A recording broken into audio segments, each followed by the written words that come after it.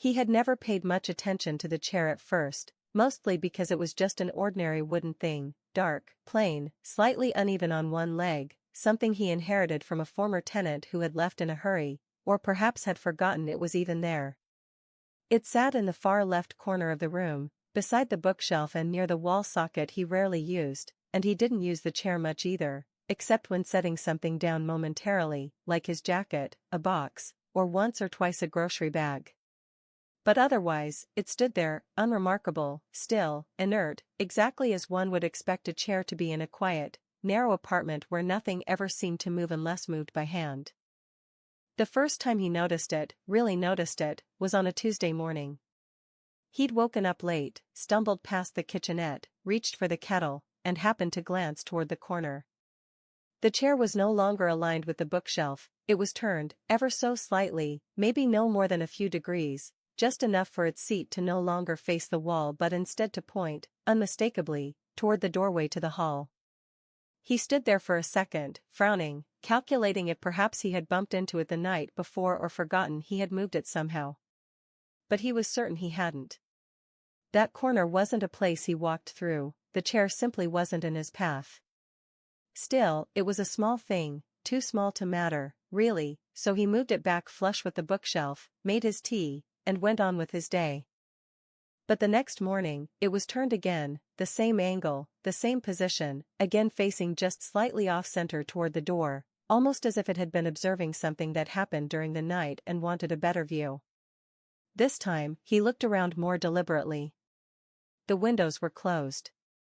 There was no draft. He lived alone, and the door was locked, bolted from the inside. It wasn't the kind of place where things fell over on their own or shifted with the wind. The chair was heavy enough to stay where it was, he remembered that distinctly when he had tried to lift it to clean the floor underneath a week prior. There was no chance it had moved on its own. And yet, there it was, turned again, same angle, same quiet defiance. So he tested it. He aligned the chair precisely with the edge of the shelf, took photos, and marked the legs against the floor tiles with faint pencil lines, barely visible. That night, before going to bed, he took a second photo. Everything matched. The next morning, 6:47 a.m., the chair was off again, turned just a little more, in exactly the same direction as before. And the pencil lines no longer matched. That's when he began to wake up earlier, not with an alarm, but naturally, as if something inside him wanted to witness the shift. He started checking the time each morning. One day, it had shifted at 3:14. Another, it was 3:12. The following night, he set his phone to record video starting at 2:58 and ending at 3:30. He let the light from the hallway spill dimly into the room. The video showed nothing, only a motionless chair. No sound. No movement. No explanation. But the next morning, it had shifted again. By the fifth night, the camera was no longer about proof. He knew it wouldn't catch anything, not because it was faulty, or because the angle was wrong, but because, deep down, he had started to suspect that whatever was happening wasn't interested in being seen. The camera had become a ritual, something he did to calm himself, to simulate control, to pretend he was still in charge of what happened in his apartment after midnight. But each morning confirmed the same truth, the chair moved, and nothing showed how or why. It simply did. Always between 3:11 and 3:14. Always facing the door. Always silent. He began to dread the hour, not because of the noise, there was none, but because of how absolutely quiet everything was around it, as if the world paused slightly when the chair turned, just long enough to accommodate it. It was not a clattering sound, nor a creaking shift. It was a pause in the fabric of the room itself, a moment where something unseen applied just enough presence to take hold of the wood and rotate it a few inches to the right. And the air would hold on to that presence for hours afterward. By 4 a.m., everything seemed back to normal. But between 3 and 4, there was something else in the room, not in form, not in shadow, but in weight. He experimented in small ways. He tried sitting in the chair and sleeping there. The chair didn't move. He tried sleeping with the chair facing the wall. Still, by morning, it had turned. He placed boxes in front of it.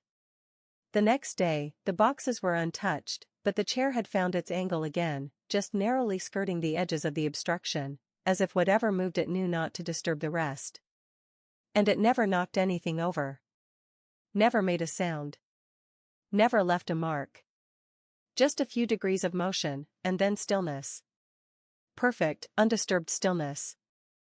Then came the first morning where the chair moved further. Not much, maybe 5 degrees more than usual, but enough that it now pointed directly at the center of the doorway, not just vaguely toward it. The difference was subtle, but he noticed. He measured. He took photos. And he didn't touch the chair that day. He left it where it stood, watching the door. The next night, he couldn't sleep. He sat in bed with the lights off, eyes barely adjusted to the dark, watching the outline of the chair through the open doorway to the living room. At first, nothing. Just the dim blur of its backrest, unmoving. Then, at exactly 3:12, he blinked, and when he opened his eyes again, the chair had turned. It didn't creak. It didn't slide. It had simply changed position. Not violently. Not suddenly. But undeniably. And this time it wasn't facing the door. It was facing him. That broke the pattern. That shattered the illusion that the chair was fixated on something outside the apartment, something in the hall, something external. Now it was turned toward his room, toward his bed, toward him. And that change, that subtle reorientation, felt more invasive than anything that could have been said or heard.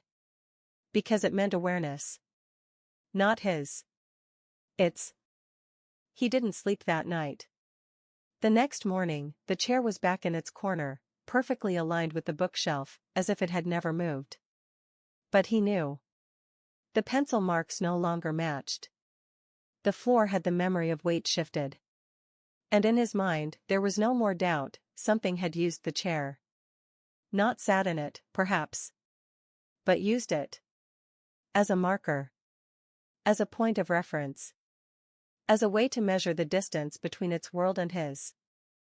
From that point forward, the time 3:12 became unbearable. He stopped looking at the clock. But his body remembered.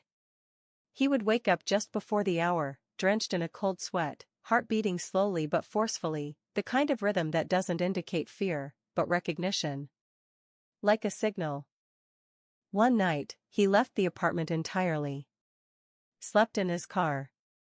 Woke up before dawn, looked at the time, 3:13, and stared at the rearview mirror, almost expecting the chair to appear behind him, just out of sight, just outside the border of logic. It didn't. But he still felt it. Like it was aware that he had broken the pattern, and that such disobedience would have to be accounted for. When he returned, nothing had changed. No items moved. No signs of intrusion. And yet, that evening, as he entered the apartment, he noticed something different. The chair, it was still in the corner. Aligned. Still. Quiet. But the light from the hallway hit it differently now. As if the shadows behind it were heavier, deeper, refusing to move with the rest of the room. And for the first time, he realized that it didn't matter whether the chair turned or not anymore. What mattered was that something was watching. Whether the wood moved or stayed in place, something had seen him, had chosen him, had attached its motion to his hours. And now, when he wakes up, even on nights when the chair doesn't move, he still feels turned toward. Not by eyes. Not by thought.